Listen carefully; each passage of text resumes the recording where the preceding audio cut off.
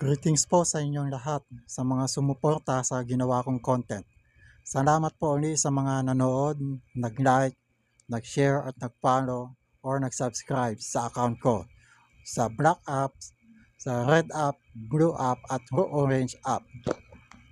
Siguro po ay nagtatanong ang iba kung bakit ba gumagawa ng content ang mga content creator. Simple lang naman ang sagot ko dyan.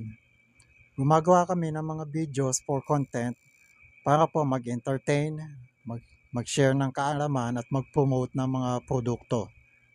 At kung monetize po ang account ng isang content creator, ay meron po itong sahod o revenue.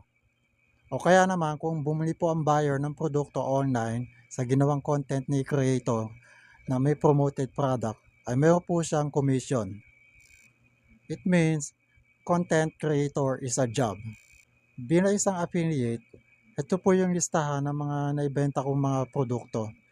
Makikita nyo po dyan yung mga komisyon. May pera po talaga dyan sa Black Apps na yan. At ito naman po yung sa Orange App. Meron din commission dyan bilang sahod. So yung commission po, sahod yan. At sa Red App naman ay meron din pong benta. Ibig sabihin meron din pong na extra sahod kapag nakabenta. Kaya ko po ginawa yung video na ito ay baka po makatulong ako sa inyo. Itong nakaraang linggo lang talaga ay nagsitaasan yung yung tumaas po yung presyo ng langis. Buong mundo po 'yon. So epekto po nito, ang dami pong nawalan ng mga kababayan natin, na ang dami pong nawalan ng mga trabaho. So napakasaklap po nun. Kaya kung ikaw po ay isang empleyado at kulang lagi ang sinusweldo mo sa mga pangangailangan mo, o nawalan ka ng trabaho dahil sa presyo ng langis napakamahal, bakit di mo subukan ang ginagawa ko? Pwede kang mag-part-time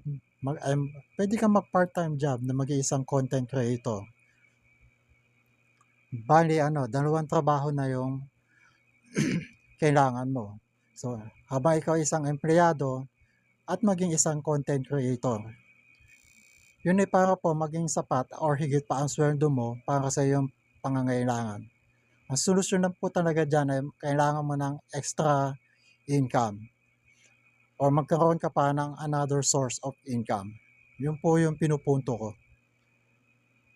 So umpisa, hindi naman talaga ito madali, basta paghirapan nyo lang po. So kahit wala pong manonood sa mga ginawa nyong content, ay basta tuloy-tuloy nyo lang ang paggawa ng video. Kahit wala nagla-like o kahit wala